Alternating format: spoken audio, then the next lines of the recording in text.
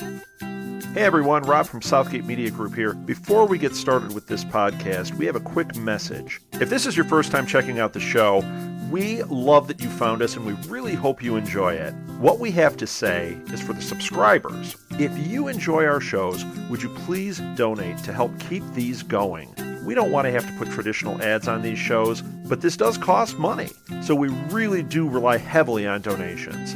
To make a donation to the show, please go to our website, www.southgatemediagroup.com. Go to the page for the show, and in the upper right-hand corner is a donate button. It takes you right to PayPal, and you can donate whatever amount you want. Thanks a lot for listening, everybody. And now, on with the show.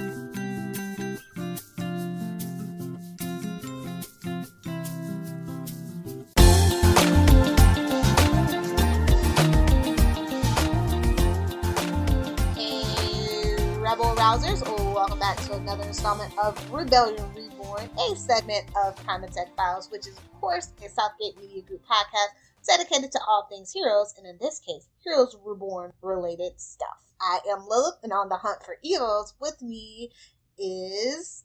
It's me. It's Radical Ricky. I'm not a Mohinder truther. I'm a hero truther. What? Up for discussion today is episode 102, Odessa. Ugh. So yeah, let's just I don't know. I like the first episode better than I like this one, I guess. So we'll see where I end up. Do you want to start off with the tech specs? Sure. Tim Crane wrote this episode as well, and this one is directed by you. If you guys listen to the podcast or are a regular Heroes Prime fan, it's Greg Beeman, man. No pan ups, no zoom ins, no close ups. This is 5 years after Heroes. Come on. I still say we should have had just one extreme, zoom in, just for an Easter egg. So the synopsis. Noah and Quentin travel to Odessa looking for answers. Miko learns more about her father's disappearance through Though Questions Remain. Luke and Joanne figure out the nature of Tommy's ability.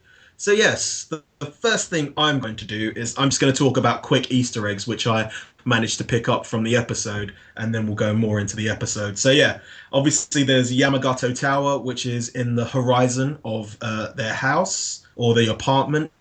There's a very silerific force choke which happens in this episode. There's obviously Primatech and its levels.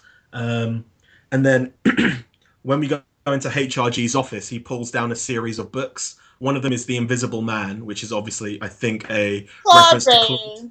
Exactly. And there's another one which says Pennies from Heaven, which I think is a reference to Pennywise himself. We also have two new lists. We have the Midas Touch, which is used very briefly. Also on the lists, I was looking through some of the names. Most of them I don't recognize, but there is David McLeod and Kira McCord, both who are first and second ADs on Heroes. So I'm assuming most of the names on the lists are going to be casting crew members. And we also have Midian and Project Epic, which we have kind of talked about we kind of theorized about in Heroes, in Rebellion Reborn, when we were talking about the Dark Matters episode. So yeah. I don't know where to start with this episode. We kind of literally pick up right after HRG has killed the Haitian, and he's in the bathroom, and he's freaking out and cleaning the blood off his hands. And, it's just like, oh boy, you've gone and done it now, Noah. You've gone and done it now. He realizes that he's got to kind of get back these memories that he's lost. I like the kind of throughout this episode, he kind of explains why he never really thought about why he'd lost the memories of the day. He just put it down to the trauma of the accident, but obviously something else happened, which we are led to believe at the moment that it was the Haitian. We'll see how that goes. But he realizes the only person he can really go to at this moment is one Quentin Frady. So yeah, he goes to Quentin to try and help him fill in the pieces, but also at the same time, road trip to Odessa. Also, we meet up with the Collinses, and they're trapped in a room with no windows, filled with little children's toys. That happened at the end of the last episode. They got teleported away by Tommy, and they kind of delve a bit more into that in this episode, because Tommy mentions that when he was 7, he was taken and left in a room, which we can assume is a little Easter egg to bagging and tagging, which I say assume. They outright come out and say it within this episode. So yeah. We also kind of figure out how Tommy's powers work via that, I guess. He says, Emily's pushing him to figure out how his powers work, and also her boyfriend catches him using his powers and extorts him. And yeah, it's kind of, there's like I thought that this was just going to be like a kind of one and done thing with this guy Jake Manley who plays Brad, but it seems from the trailers that it's going to be like a little for the lack of a better word, a three-way ship between them. You've got Tommy, Emily, and Brad. Yeah, well, not even a love triangle. It seems like him and Tommy and Brad are bros. So yeah. So yeah, it starts off with. We'll start off with them, and their kind of story starts off with him kind of explaining, like, basically, Tommy and Emily's there to be his kind of sounding board, much like Luke was there for Skylar, and he's there to explain to us what's happened to him, and also there to help him realize what he is. And so they kind of figure out that his powers make him teleport stuff to the place that he's thinking of at the time, which comes on later in the episode when he sends a flower into like a maple ice cream, I believe. I'm also really surprised that they're not working at the Moses, essentially their burnt toast diner, and it's an ice cream parlor, but I'm surprised it wasn't a waffle tower. So yeah. yeah. But, Tommy goes off on a little side quest with Brad. Brad's obviously the school bully, it seems like, but he's a bully with a heart of gold because obviously tragic backstory is boring and predictable. Yes. But yeah, he ends up getting Tommy to try and make his father disappear. Stepfather. He doesn't. It's a big emphasis on stepfather. that. Sorry. It's stepfather. And also at the same time, we realise that Tommy never knew his father. So I don't know if that has anything to do with anything. And he leaves. Well, he does his best Run Lola Run for the second episode. And Pennywise picks up the reins and takes a penny for his thoughts. And the next thing we know, he has disappeared. And Tommy and Brad are bros. What up? So yeah, he's going to look after him. So yeah. Yeah, yawn. What else is going on? So the Collinses kind of figure out how to, well, let's just be real. Luke is the brains of the operation, and he says, yeah. And he gets him out of there, and it's level 5. Yeah, it's funny how I was talking about how it seemed like she was the leader in the first episode, but here they switch it right around, and it's kind of weird how they changed the dynamic, because all of a sudden she's not this kind of confident woman who knows where she's going. She kind of seems more like the emotional woman, and he's like the rational man, which kind of feels a bit not sexist or whatnot, but it's that what usually happens. And it seems like Luke is more and more like, it kind of pairs them off, because obviously they're in a room full of toys and it reminds them of their child Dennis, and it seems like Luke is more in mourning for his son, whereas Joanne seems to be in straight up denial, and killing Evos is kind of the only thing that will make her stop thinking about it. And it's something that she's actually good at, and they mention that she's pretty much the emotional woman who just goes into a room, doesn't really scan out anything, and just straight up kills people. So yeah. What other parents can we really talk about? Well, the first things first, we're in level 5, and they see a window, and they go to break it, and they break it with a chair. Straight away, I'm like, nah, mate. This ain't level 5. Yes, this ain't level 5. So yeah, and it ends with them getting all of Noah's files, Primatech files. So they have a list now of people that they can hunt and kill, which will bring us on to, I guess, Noah and Quentin. So yes. This wasn't what I was expecting from the pictures, honestly. But yeah, so on their way, how they got HRD's files is that they kind of had a shootout with everybody down there, and they end up coming out to where HRG left Quentin, and they shoot him and take the car, and zoom, off they go. Yeah. But there is something interesting that happens when Luke is driving the car. He looks at the Helix and says, "Whose car is this?" And then looks at Joanne, and Joanne doesn't really know, but it kind of feels like he knows something more than he's letting on.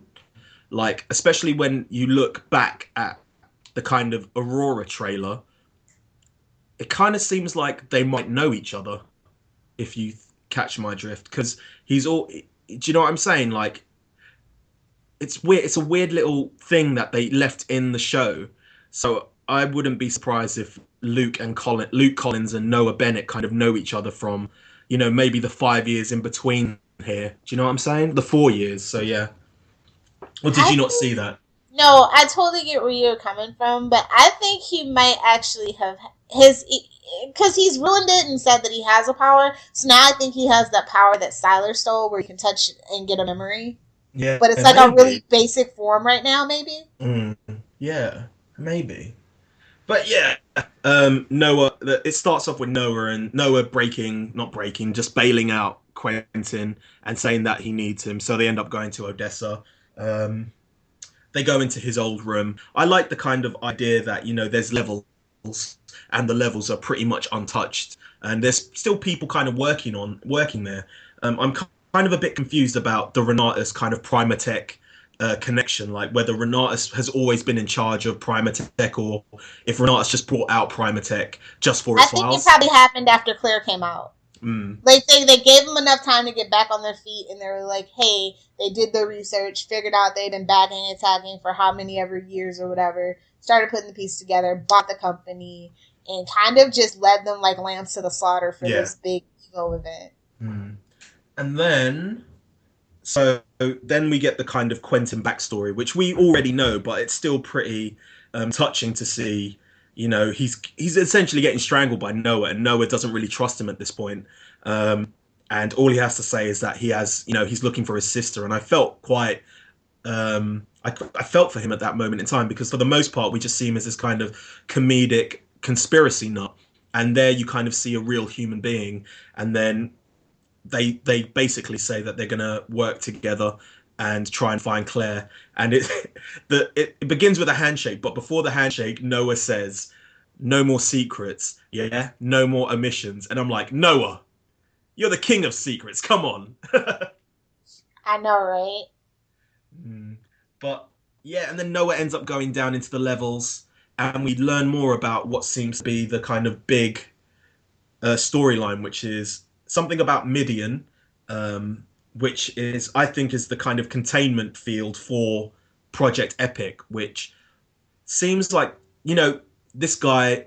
See, I don't know who the guys working in the levels are, because if it's Primatech, then that's fine, because, it seems like they're hiding out from Renautus. But we know Renautus has bought Primatech, and no one knows the guy who's working down in Primatech, so that kind of confused me. But he does say before he dies that they've monetized the Evos to save the world, which does sounds like a load of crap. Yeah, it doesn't have the kind of same ring, but yeah. And then they also say that Project Epic launches tomorrow, and that Molly Walker is the key to it. When you look at and her data is missing. Yes, and I think that the data is basically the specials at this point. Like in the trailer at the end of it, which we'll get into, you see like tubes of like life-size human tubes of people. So maybe her missing is her not in the tube. So yeah, we'll see how that goes. Did this just turn into the Matrix for real? Essentially, yeah, because we've already got people jumping into the computer game aspect, and yeah. So should we go on? They were like 15 years too late for that trend. As the Leeroy Jenkins reference let me know that they are stuck in the past. Here we go. We've got two paths which we can go. We can choose the red pill or the blue pill. We can choose the Matrix part, which is Miko and Ren, or we can choose the other Matrix part, which is Molly Walker. So which... it's not really... Well, yeah, Molly Walker, as we kind of have gathered. So yeah, which one do you want to start? Oh, God, let's just get this out of the way. So I remember they were like, oh, there's this character, and her name's Molly, and she's human! And I'm like, oh, good, then it's not Molly Walker. I can deal with this.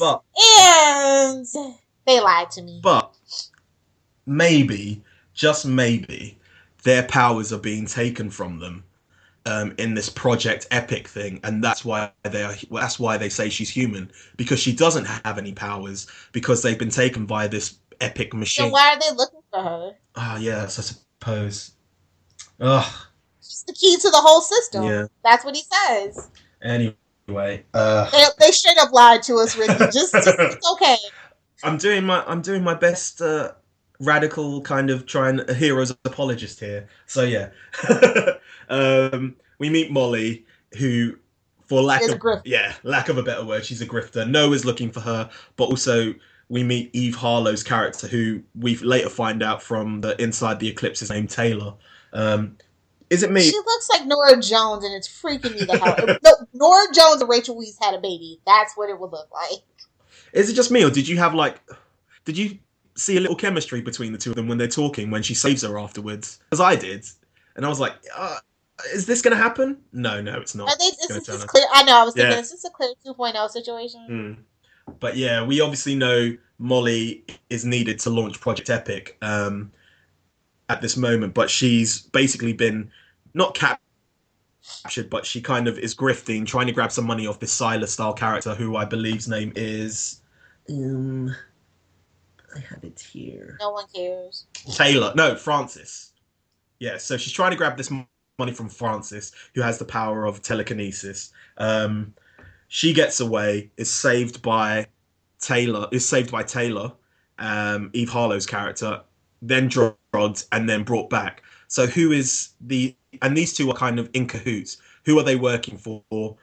I think we can guess it's Renautus, because we know Eve Harlow is playing Erica Kravid's daughter, or Rhea Killsdead's daughter. So yeah, she's going back to Renautus, which will probably see HRG and Quentin turn up for. So yeah, do you have anything else to say about it? I think a lot of people on Twitter have been a bit angry that it's been recast, and a lot of them are saying, she looks too different.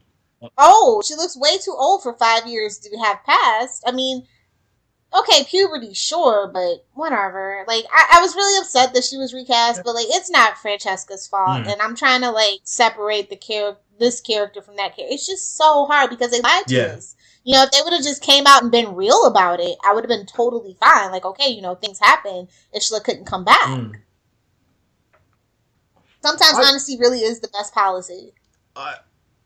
When we get into the Inside the Eclipse, they have a bit more. They explain it a bit more, so maybe we'll talk about it a bit more then. So yeah, we'll move on to Miko and Ren.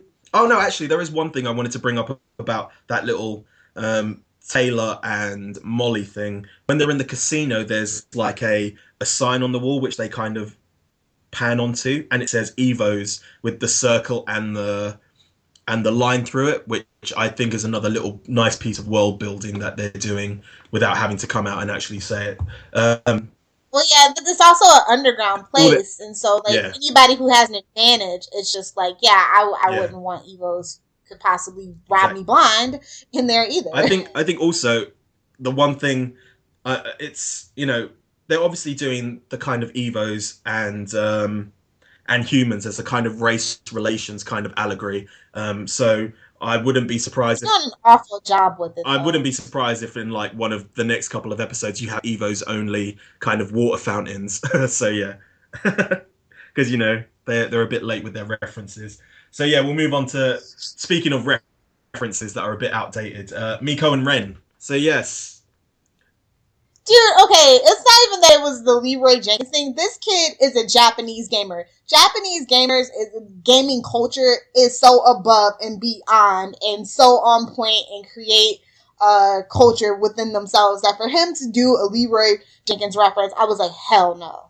All right, it just offended me to my core, son. To be honest, I had no clue what this Leeroy Jenkins thing was about. I had to go afterwards and look it up, and then I realised it was fairly dated. But yeah, whatever. Whatever. But I do like the fact that in the kind of game world, they are kind of equals. Whereas, obviously in the real world, they're not. But yeah, like I said before, the game aspect allows for much killing and much bloodshed without, going into PTC territory, I guess. Okay, question. Die in the game, die in real life? That was a good question. I have no clue, but yeah. She got hurt, but I mean, some video games you can reset your lives, so I don't know. Yeah. But then also another question is, how is her father in the game? Who is her father? Because everyone's saying It's that Tron. everyone's saying her father's Hero. I don't believe it, No, because obviously we they've know shown a that it's picture. Yeah, not. they showed a picture of who her father is, but why is he in the game? It's Tron Yeah, in Tron I Legacy. guess, yeah.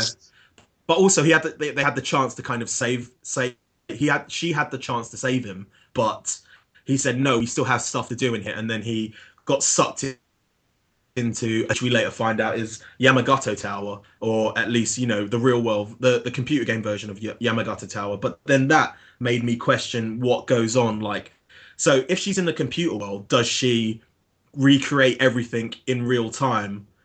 Do you know what I'm saying? Because Because she ends up at Yamagata Industry yes, Tower anyway, yeah, and she's fighting people still. So yeah, it's just like, yeah. what? That bit kind of not freaked me out, but made me just think, oh, this is a bit, ugh, yeah. So It could get weird. yes, definitely. And like we've said before, the whole kind of computer game thing is going to be one of the polarizing things of this season. Hopefully, it's not in like more episodes. Hopefully, it gets resolved pretty quickly. So yeah, Yeah. maybe it's an eternal maybe it's an eternal fortress, and maybe someone who has been hiding out at the eternal fortress will be saved through the computer game. But that still doesn't That's still too make me much. That's think. still too much Yeah, for Heroes exactly, specifically. exactly. So I've only got two more things that I really want to talk about, which is obviously Pennywise and the Gutierrez family, mainly Carlos. So Oh, I we're not going know, to talk about the priest. you know, Wait, I'm not even going to talk about. No, sorry. We might as well just move straight onto the Gutierrez family on, you know, their extended storyline. So yeah, um, Carlos starts off essentially, you have failed this city, right? Did you get that vibe? Because yeah, he's got the black hood on. absolutely. I do like the fact that, you know, he's not putting on the costume straight away. He obviously doesn't feel that he deserves the kind of costume, but you know, he's still doing what he can. Yeah, and then we obviously meet a priest who we know, you know, one of the stories is about a priest with a dark secret, and so it's fair to say that this kind of priest is going to be in one of the books, and one of the books is going to be about the Underground Railroad, which he and the not Carlos, Oscar had been doing beforehand. So yeah, Yeah, that his power was pretty lame though. it. I'm not gonna. Chalk I'm dust? not. I'm not. Was that chalk dust? I'm not gonna like lie. But when he went through that, when he went through that, like the confession booth, The I confessional. really thought that they were gonna kiss because his face went Ricky, you straight said up. that Right? about No, everybody. no, but but watch it again. He goes through, and Carlos is looking up, and he looks down, and it looks like they're just about to kiss. And I'm like, what? Whoa, what's going on here? Yeah. Ricky is obsessed with people snogging, y'all. Like, I can't even right now. But yeah, I think another important kind of thing that has to be brought up is that the luchador kind of costume has been worn by members of his family. He talks about his grandfather walking around or running around in a luchador costume, and he was the joke. He called him a clown. Yeah, a clown. So, you know, obviously he wanted more, which kind of leads back into the Inside the Eclipse from the previous episode. So yeah, and he also, and the father as in the priest, kind of talks about how everyone wears masks to kind of hide who they, you know, hide who they are. And Carlos isn't good. Which is Yes. funny because episode 3 is named Under the mask. Yes, and obviously Carlos isn't going to wear the mask at this moment, but you know, more than likely it's going to happen in episode 3. He'll put on the mask. He'll put on the mask. But yeah, We got the James Deering Yes! reference when he confronted the guy, yes, the dirty cop. Dylan Bruce. Yes. But yeah, I also think it's a bit funny that you have a priest who is essentially the Holy Ghost, right? Right? Uh, Oh, heroes and their religious yeah, ones. definitely. So yeah, that's pretty much all I've got to say about it. There are some burning questions which I need to ask. I may have asked some of these already, but you know, might as well do it again. Tommy, is his father important? Because they find a need to kind of bring that up. What needs to be done in Evernow before the father can leave the game. Obviously, Die. obviously we've asked if Miko dies, does she die in real life? What is Midian? What is Project Epic?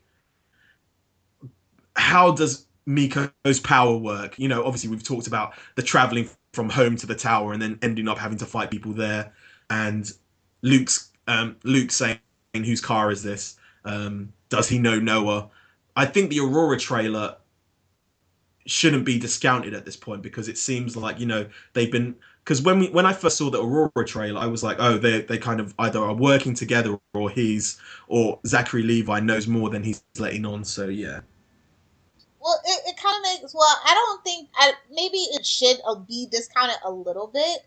By that, I mean, maybe because we know that Zach's character is getting a power, maybe he like, his wife turns on him and he has to find his way to HRG, and then they all go like Melina's like in game. Yeah. For like the first, like at the middle marker, so say episode 6, so that's where everybody's trying to get to. Yeah, maybe. We'll see. So yeah, that's about it. Shall we go into the review? Yeah. Or do you have anything else that you want to talk about? Not really. I'm just really still raging about the whole Molly thing, how she's unprotected, how Mohinder doesn't care about her anymore, how they've broken up the House of M. They really did pull a Marvel with that by breaking up the House of M. Definitely. All my Marvel fans were shaking their head like, yeah. I'm really bummed about that. Like, I thought, like, when I was like, okay, well, maybe Mohinder will save her, and that'll be his redeeming quality. And I'm so mad right now. We still need to. I'm still wondering about Carlos and whether or not he has a power, because it seems like all his extended people have a power. But you've obviously said that it would make it a bit more better if he didn't have a power, because you need that kind of everyman who's kind of working on the streets. So yeah, mate, I don't know, because his nephew has a power. His father has the power of, like, I'm assuming super strength.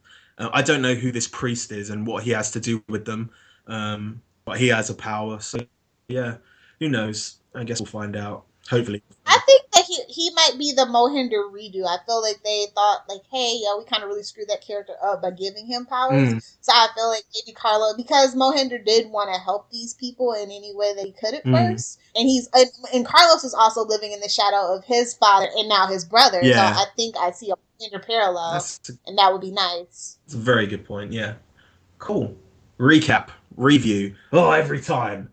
Okay, favorite character. I think I'm going to go with,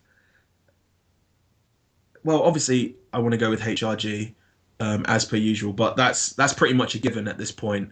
So I think of the new characters, I think I'm going to go with Carlos. I quite like this story that they're building with him. I also like the fact that, you know, it's not Arrow-like, but, you know, that kind of, he has to work to be a hero, and I like that kind of aspect about it. He's basically getting this mantle thrust upon him. His brothers. People were saying Daredevil, though. Like, they were getting Daredevil vibes. I guess because the guy that plays Daredevil is a little Latino, like, esque or whatever. I got the Arrow one because obviously he wears the hoodie, so he's the Black Arrow at this point. So yeah, yeah. How about you? I think my favorite character was Luke. He gave me a lot to work with, and he's like just got my mind kind of turning. And I'm like, is he gonna kill his wife? Is his wife gonna try to kill him? What is his power? What power could he possibly have? Is he secretly Siler? Yeah, I think they're doing a good job with, like, some of these new characters in making them quite mysterious. I'm just hoping, you know, obviously we've only got 13 episodes, so I'm hoping, and they've done a good job of kind of asking questions and answering them pretty much quite quickly. Like the whole teleport thing happened in this episode, so I'm hoping that, you know, we kind of get more episodes, but we get answers quickly, and it kind of pushes towards the kind of convergence, for lack of a better word. So yeah. Oh, wait. Okay, so we figured out Tommy's power. His power is very similar to Stephen Canfield. I feel like Stephen Canfield is somewhere happy. Yeah, maybe, yeah. I'm just saying. I've got more to talk about when it comes to the trailer that they showed at the end, but we'll get to that at the end of the review. So yeah, how about your favourite interaction? Oh, favorite character interaction had to be... Oh wait, did you say your favourite? Oh yeah, you did say your favourite character. Sorry, your favourite character interaction. It had to be when like Luke tells Joanne to shut the hell up and like let me do this.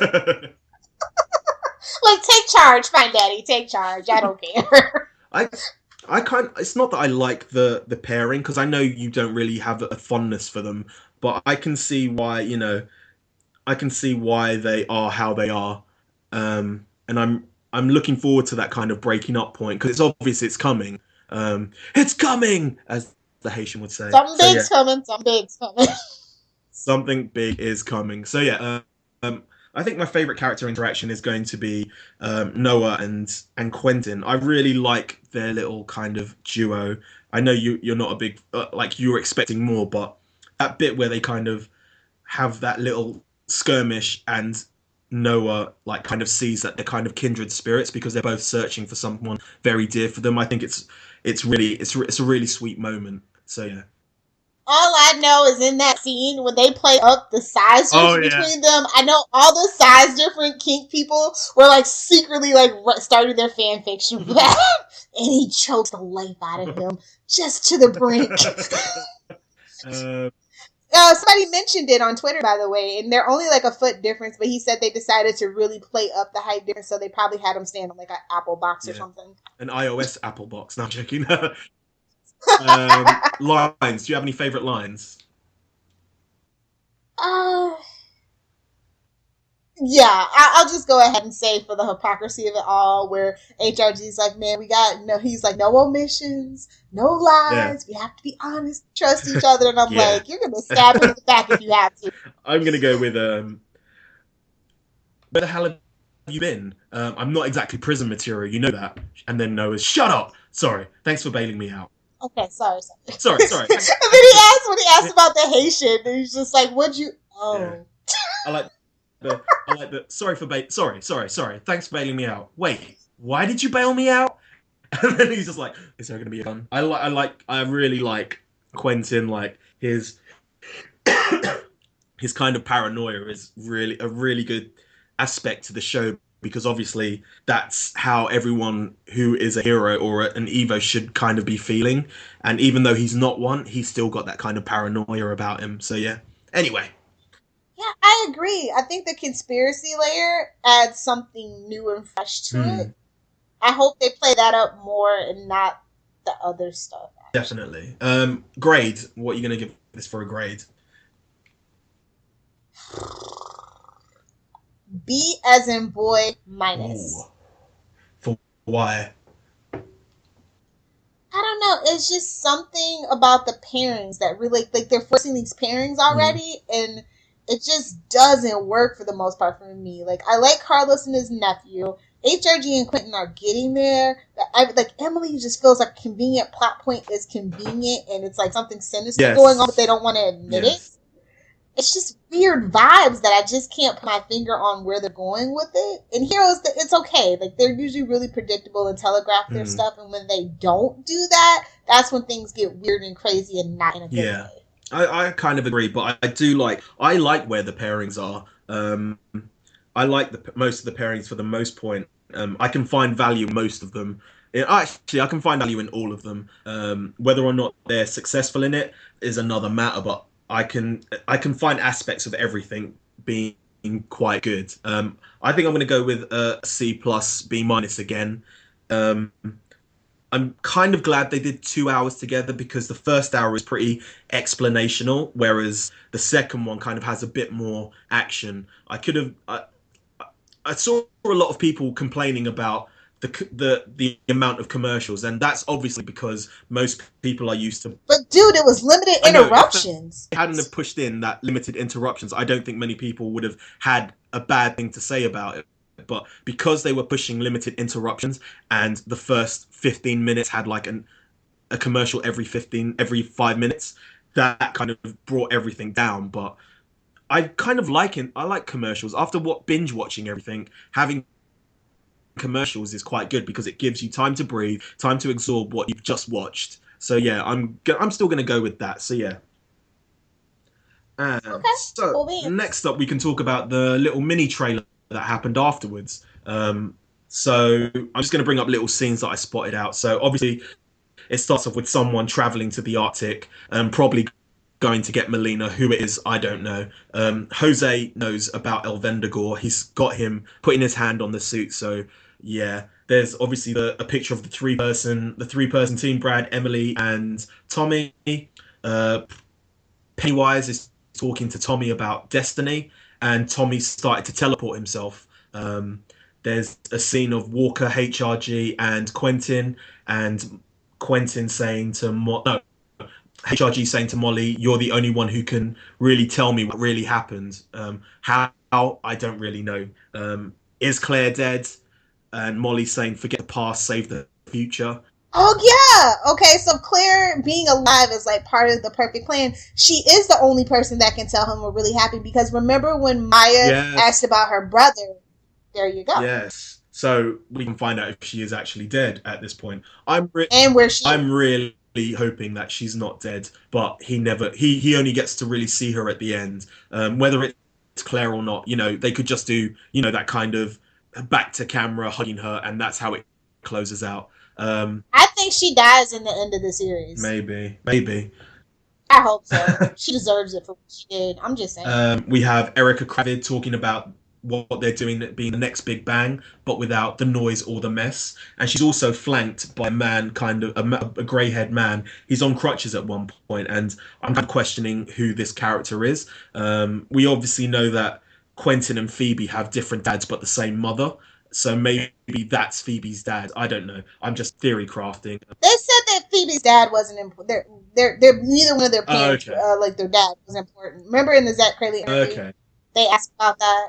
Okay. Oh well. Erica saying starting over is never pretty. So I really am intrigued to see what this kind of Project Epic is.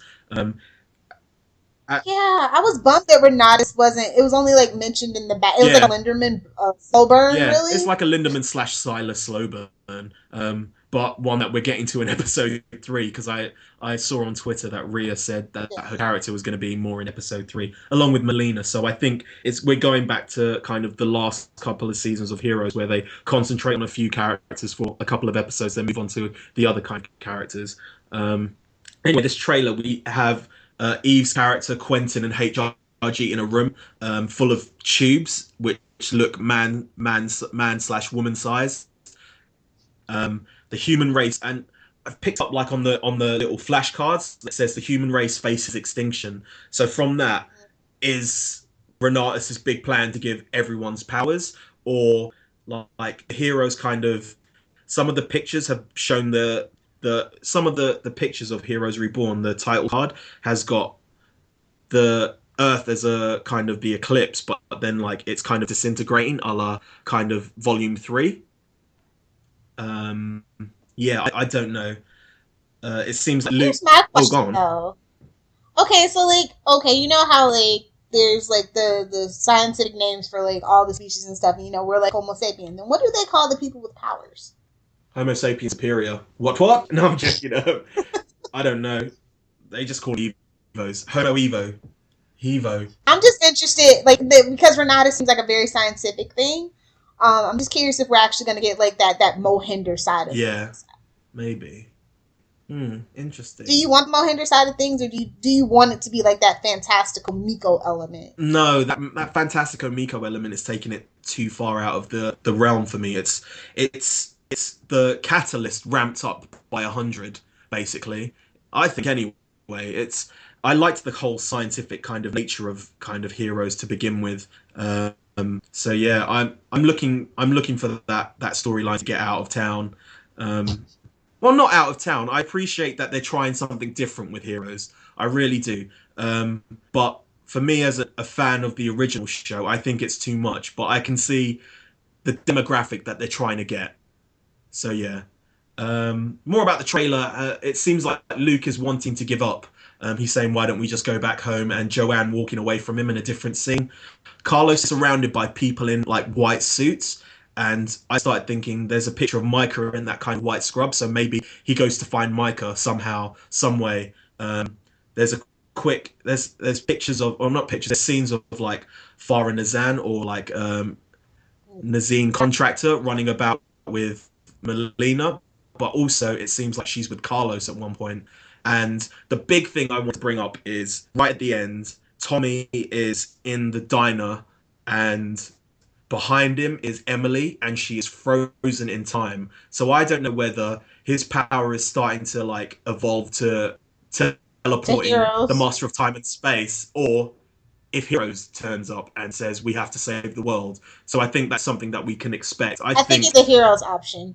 I'm hoping it's Hero, because I don't want another OP, an overpowered kind of person. I think the powers that they've chosen are quite right. So yeah.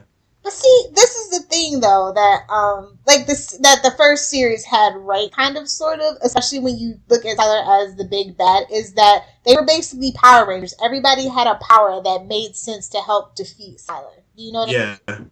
Yes. But also to make Sylar the ultimate unstoppable BAMF, you know? Mm. This I don't see it. Like these powers kind of are just like no rhyme and reason to them at for what I see right now. At the moment, yeah. I'm really looking forward to see how they're all linked together. I really am, because you could kind of see it in Heroes, like you've said, but in Heroes Reborn, I'm hoping it's a logical explanation, and it's one of those ones like where Rebel first came into it, I had no clue who it was, and then when it happened, I was like, oh yeah, it makes sense now. And I'm hoping that kind of works its way into Heroes when it happens. So yeah. Yeah. That trailer was Next. intense. And I want to make forget the past, save the future. Our thing. So bad. I'm still trying to push the Frady cats. But yeah, next up we have Inside the Eclipse, about Odessa. So a couple of things I wanted to bring up is Carlos, maybe he isn't an Evo. He's only kind of investigating his brother's murder because he wants to find out who killed him. And it's him kind of accepting his destiny. We get a name for Pennywise. His name is Casper Abraham, which, you know, you kind of called a little bit. Memories go. He takes the memories and puts them into the penny. He's the guardian angel for Tommy. He says that he doesn't try to interfere, but he kind of picks and chooses when he can, which reminded me a lot of the observers on Fringe. And he kind of has that look about him, doesn't he? Chaotic neutral elements are always the best. Judith Ciccone talks about Joanne having essentially a killing addiction, I think, at this point, and they talk about Molly being unrecognizable and had she had work done in order to hide. So maybe that's better than none. Exactly. And then we get the names of the two characters, Francis and Taylor. Francis being Sylar-esque, and Taylor being Erica Kravid's daughter. So yes. AKA Nora Jones. Yes, Nora Harlow. Yes, we're going to move on to the emails. Again, they are pretty short, but I will get through them as quickly as possible. We have from the Facebook, we have Annette Austin. We have from Facebook, we have Annette Austin. She simply says that she loved it.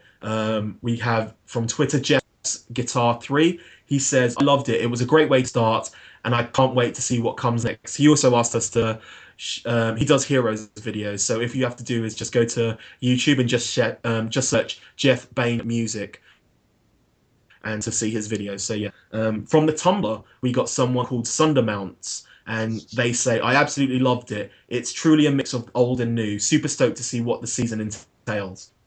Next up from Facebook we have John Randolph Pettigrew, who says he's a fan of the original. He loved it. He thinks people need to give it a chance and see how it goes on. That's all we can really ask for, really. Joe Farron, his views are there are too many powers. It's more disassociated from reality and less of a scientific flavor. And I think we can pretty much kind of agree with that, can't we? Because I don't know if there's too many powers. I think there's you're going to have too many powers because it's a world where people, are in the know now. So yeah, you're going to have loads of powers, but that computer game thing is, too fantastical. Hopefully they're going to bring more of a scientific flavor into it. Do you agree? I mean, it's. I know, like Tim Crane says, it's not about people with powers; it's about heroes. But the heroes, for the most part, have the powers. Yes. Next up, we have Cheryl Fletch Standridge. She said this is from Facebook. She said she loved the first show and is excited to see how this one unfolds. She wished she could have seen a little more, She wishes she could have seen a little bit more background on Luke and Joanne. Any show with Zachary Levi is a must-watch for her. So yeah, as we said before, they chose quite well with some of the people who they picked out. We have an email. We have an email / Twitter question from Dom Finetti. He says Molly Walker. He's basically how he starts off. He's psyched as I am to. So okay. So he's talking about Molly Walker. He says, as psyched as I am to that she is super hot. Feel free to quote me on that. Am I crazy, or does her age seem totally impossible? In Heroes Reborn, she looks to be in her late to mid-20s. I actually looked up and saw that the new actress is 22. Molly Walker is assumed to be 11 years old when she first appears in Heroes, because that he's just getting that from the actress, the original actress. That would mean about 10 years has passed. That would mean that 10 years passed since then. Does the math seem right? It's possible this seemed like a bigger deal to me because the new Molly Walker looks older than 22 to him. Also, the current Micah looks a handful of years older than Molly right now, in his opinion, which also probably adds to the visual issue. No, Well, all I know is Noah is legal, so yeah. Well, Noah and Tishla were roughly about the same age when Heroes started. So let's just say that they were 11 when we first meet them. Fast forward 10 years, that makes you 21, which would make kind of sense in the fact that she's in a casino where you have to kind of be 21 to get in. But then she's probably got, which they weren't there. Yeah, but so. Yeah, and also they've got she's probably got a fake ID at this point to kind of hide who she is. But the actress is 22. She's only playing a year older than what she should be. So I've got no real issue with the age difference, because a lot of people in shows play a lot younger than they actually are. Like Jack from Dawson's Creek was like 30 when he started playing Jack in Dawson's Creek. So there's nothing you can really do. They cast who they want. So yeah. Yeah, they tried to cast really well for somebody who could have possibly aged up around like Tishla's features or whatever, and I appreciate that. But yeah, I don't know. I don't think she looks any older. I don't think she looks she's in her mid-20s. I think she looks like she's fresh out of college, that kind of age. But I don't know. It's just something about Molly that just doesn't sit right with me, and it won't be. And I guess just in the back of my heart, it's just Tishla. So yeah, thank you all for your emails. Yes. Looks like it's time for some shameless plugs and self-promotion. We'll start with the show contact info. We here at Primatech Files love listener feedback. If you would like to get a hold of us, we have a ton of ways. You can email us via primatechfiles@gmail.com. You can leave us a private message or interact with our posts over on facebook.com/primatechfiles. We live tweet 2 episodes per week every Saturday starting at 11 a.m. Eastern Standard Time. For more information, be sure to follow us on Twitter at Primatech Files. You can also find us on Clamor, Tumblr, and YouTube by simply searching for Primatech Files. If you enjoy this podcast, be sure to rate, review, and subscribe to us on iTunes. What's that? You don't have an iTunes account? That's okay. We're on a lot of podcatcher services such as Stitcher and SoundCloud. All you have to do is search for, you guessed it, Primatech Files. We're also on Libsyn. And if you want to follow our RSS feed there, all you have to do is go to primatechfiles.libsyn.com and bookmark the site to stay up to date with this podcast. Libsyn is spelled Libsyn, just in case you were wondering. We look forward to interacting with you. If you love our podcast, be sure to check out Southgate Media Group's iTunes provider page to see a list of what other podcasts are hot and trending in our network. Or you can take that one step further and visit southgatemediagroup.com, where you can find a full list of our 80-plus podcasts, along with weekly blogs and information about all the hosts. With so many podcasts that cover everything from anime to wrestling, there's sure to be tons of podcasts that could interest you. Hey guys, you should know by now that you can find me on Twitter at Lilith Hellfire. If you have a Tumblr, be sure to check out it's lilithhellfire.tumblr.com. And of course, be sure to swing by my blog if you are a pop culture junkie or comic book geek at littlepopculturevulture.blogspot.com. I also host several other podcasts on the Southgate Media Group network. Some of them are The Flashpoint, Queen Consolidated, and Channel 52. So if you are into, obviously, DC comic book related stuff, be sure to check it out. You can find my writings at tvbinges.com. It's a place for all your binge watching needs, and you can also create your own TV binge and we'll help promote it. We do a monthly binge watch, which you're more than welcome to join in. Just go to their Twitter at tvbinges just to find out more information. You can find me on Twitter at RickyJDiaz. That's RickyJDiaz, or Z if you're American. And now it's time to wrap it up. We want to thank you for joining us on this edition of Rebellion Reborn. We hope you enjoyed the discussion on episode 102 Odessa. We hope you found it entertaining, informative, and we want to encourage you guys to keep sending in those tweets, those asks on Tumblr, and to please like, comment, and share our Facebook content. Keep the rebellion alive.